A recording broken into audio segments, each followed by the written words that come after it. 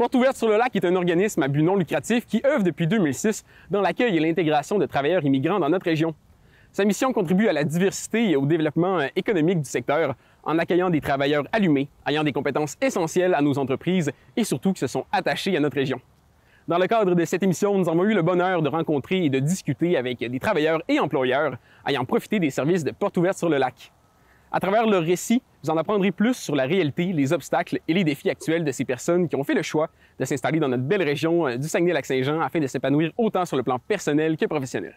Ce troisième épisode porte sur l'accueil des travailleurs immigrants par leurs employeurs et de l'intégration de ceux-ci dans leur milieu de travail. Nous allons également aborder l'importance et l'apport de ces travailleurs immigrants dans notre communauté. C'est pas aussi très facile de venir dans un pays, dans une région où tu ne connais personne, personne ne te connaît. C'est vrai, il y avait Portes ouvertes sur le lac, mais eux aussi, ils sont très disponibles, que je remercie en avance.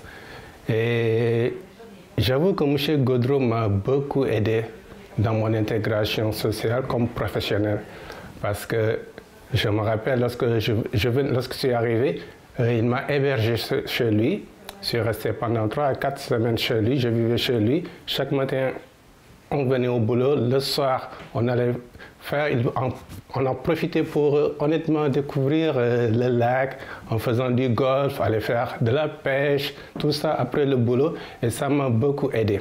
Et honnêtement, après chaque discussion, c'est tellement riche que je me dis, bon, je vais rester juste discuter peut-être 5 à 10 minutes, mais on reste pendant 1 heure, 2 heures de temps à discuter, à parler. Et c'est vraiment intéressant.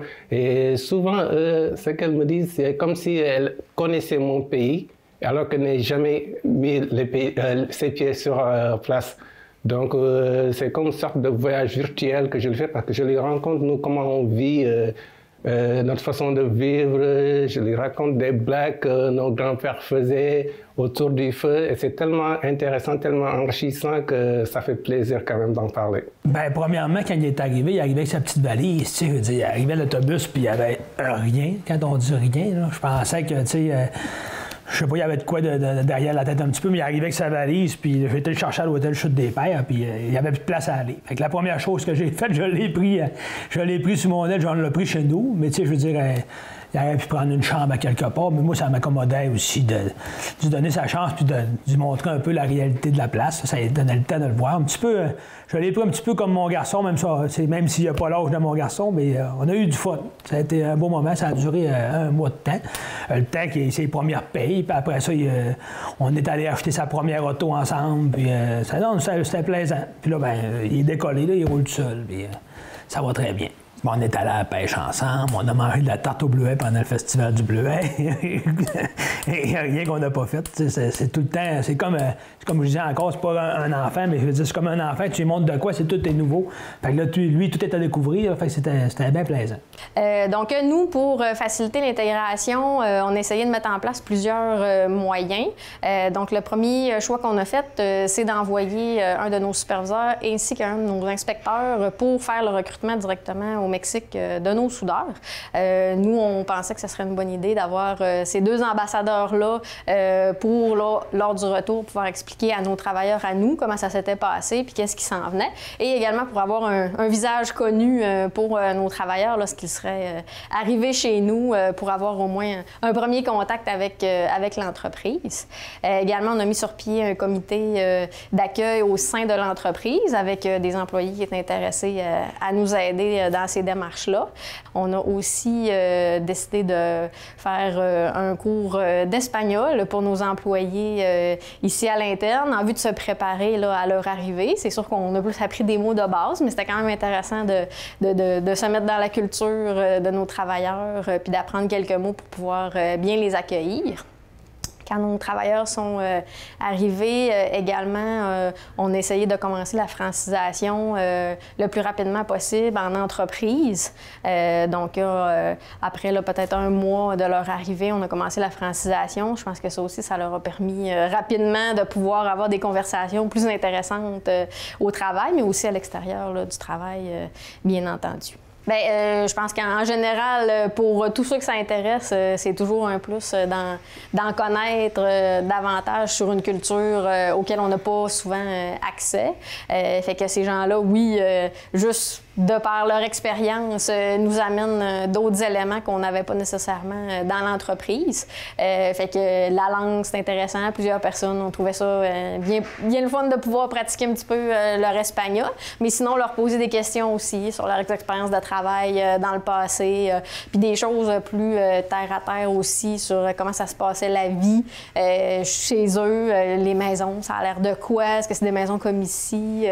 De quoi ça a l'air l'environnement de travail? Quel genre d'autre travail ils avaient fait là, dans leurs expériences? Toutes ces expériences-là font qu'aujourd'hui, ça me permet d'être un gars patient, d'un gars à l'écoute, d'un gars qui est capable de conseiller, de soutenir les gens. Donc, c'est ça que certains des nouveaux arrivants, ils ont tellement vécu d'expériences qu'ils ont une capacité d'écoute puis de patience. Oui, ici en Amérique, il faut être vite, mais des fois, il faut prendre le temps de réfléchir. Puis il y a aussi l'autre aspect que les nouveaux arrivants ont développé, c'est le respect. Le respect du boss, le respect de son supérieur. Avec la colonisation, on nous a tellement éduqué ça que des fois, on dit, le boss parle, je ne peux pas l'interrompre, je peux pas... Or, ici, c'est pas ça, tu as un droit de parole, il faut que tu parles. Non, tu sais, c'est le boss, là, tu sais, je peux pas l'interrompre, je peux pas lui couper la parole, je vais attendre qu'il finisse, puis qu'il me donne le droit de parole, là, je vais parler. Il y a tout ça qu'il faut qu'on s'habitue, là, mais ce que nous, on peut apporter, c'est beaucoup le soutien, les conseils, puis, tu sais, l'empathie, on a souvent, avec tout ce qu'on a vécu, on l'a beaucoup. C'est que les nouveaux arrivants peuvent apporter, c'est la diversité. Faire connaître un peu qu'il y a d'autres cultures qui existent, qu'on a aussi nos coutumes, mais il faut s'intégrer, mais on a aussi de partager les coutumes. Moi, je pense que ça serait quelque chose le partage, moi, je pense qu'on pourrait apporter, puis accepter l'autre personne dans sa diversité tant que ça ne brime pas la diversité des gens d'Allemand. Moi, c'est surtout comme ça que je le vois, là. Moi, j'ai une autre culture, puis j'ai jamais obligé ma conjointe à avoir ma culture à moi. J'ai respecté sa culture, puis j'ai jamais imposé à mes filles qui sont nées à Allemand d'avoir ma culture, parce que, tu sais, pour moi, j'ai ma culture, je respecte la culture qui est allemande, puis la façon de penser. Puis ça, j'essaie de combiner les deux, puis qui fait ce que je suis. La capacité à m'adapter à un changement et à un environnement changeant. Puis c'est ça qui fait peut-être qui fait la force des nouveaux arrivants, peut-être cette capacité-là de s'adapter au changement. Vous savez que les personnes immigrantes, donc je ne vais pas généraliser quand même, mais la plupart du temps, ils sont loyaux quand même. Quand tu trouves un bon employeur, c'est sûr que la personne va rester. Donc, et puis actuellement, on manque de monde partout. Donc, il faut être ouvert, engagé et puis avoir confiance à la personne. Donner la formation nécessaire aussi. Parce que des fois, si on n'a pas la bonne formation, des fois, on trouve ça difficile. Ça prend de la patience parce qu'il faut qu'on apprenne. Mais je pense qu'il y a quand même une richesse dans les personnes qui viennent d'ailleurs. Tu sais, je ne pense pas que ce soit nécessairement une bonne chose qu'on connaisse juste une réalité circonscrite au Québec puis que ça soit la seule chose qu'on est familier avec pendant toute une vie.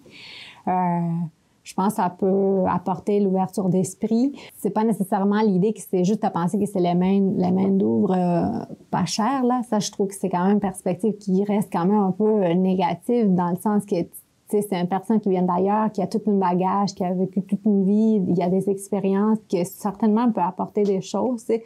Juste avoir une ouverture à connaître des personnes qui viennent d'ailleurs, puis de faire cette sensibilisation, je pense que c'est bon. T'sais. Ça démontre une maturité, ça démontre des qualités personnelles que je trouve comme avantageuses. Puis, comme parfois c'est questionné, est-ce que c'est les mieux qu'on veut pour notre vie de juste connaître le monde qui est égal à nous puis que ça soit notre expérience d'ici à la fin de nos jours? Ou est-ce que les autres pourraient peut-être m'apporter des quoi? Est-ce qu'ils ont des quoi différents qui est intéressant? En tout cas, les apports, ça peut être des deux côtés. Nous aussi, on est là, on est dans un milieu, on apprend beaucoup de choses et puis c'est ça. En passant, on aime beaucoup l'humour québécois et chaque fois aussi, on apprend des expressions. Donc, chaque jour, c'est des expressions expressions qu'on n'a jamais entendues. Donc, c'est ça, les tournures de phrases. Aidez-moi de là quelqu'un. Et puis c'est vraiment des tournures de phrases qu'on n'est pas habitué d'apprendre. Et puis chaque fois, donc c'est ça. Donc il y a ce côté, nous aussi on apprend beaucoup de choses et forcément nous aussi on apprend aussi. Donc c'est un échange et puis donc c'est ça. Et puis avec nos enfants, on apprend aussi. Oui, j'ai parlé d'autres choses aussi. Avec les enfants aussi, avec nos enfants, on apprend encore beaucoup plus. Parce que c'est les enfants, ils apprennent vite et puis il y a tellement de termes qu'ils nous ramènent à la maison et puis c'est ça.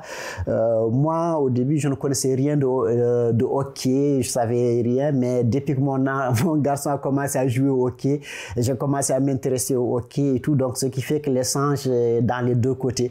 Donc, ce qui fait que lui aussi, pendant l'été, il joue au soccer, ses amis demandent des conseils. Ah oui, ton père, il connaît le soccer, il dit ouais, mon père. Donc, c'est ça. Donc, ce qui fait que on parle de hockey, on parle de soccer, donc ce qui fait que c'est un échange mutuel.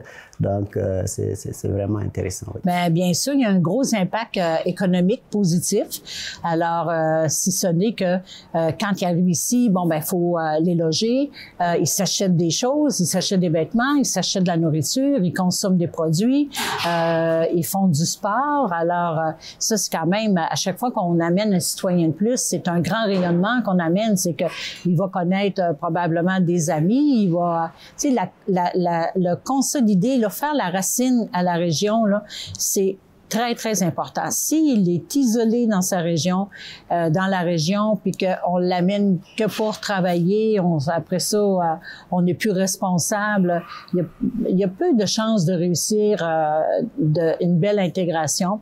En pensant là, de cette façon-là. Mais leur rapport qu'ils amènent ici, c'est sûr que c'est essentiel. Là. Ils amènent une diversité qui est très intéressante aussi. Des connaissances, moi je regarde sur les menus, nos menus deviennent de plus en plus là où on intègre à l'européenne beaucoup, tout en gardant notre côté également, nos recettes surprises, nos recettes qu'on connaît très bien, qu'on contrôle, mais cet apport-là, l'habillement, tu sais, il y a beaucoup de choses différentes, mais c'est un voyage culturel pour nos Québécois aussi de pouvoir fréquenter quelqu'un d'ailleurs. Ça agrandit les esprits, ça fait comprendre beaucoup de choses. C'est un voyage, je dirais aussi, qui est virtuel, mais qui est géographique aussi, qui est touristique. Alors, on n'a que, je dirais, du bien à participer à une expérience là, d'intégrer une communauté culturelle dans nos entreprises.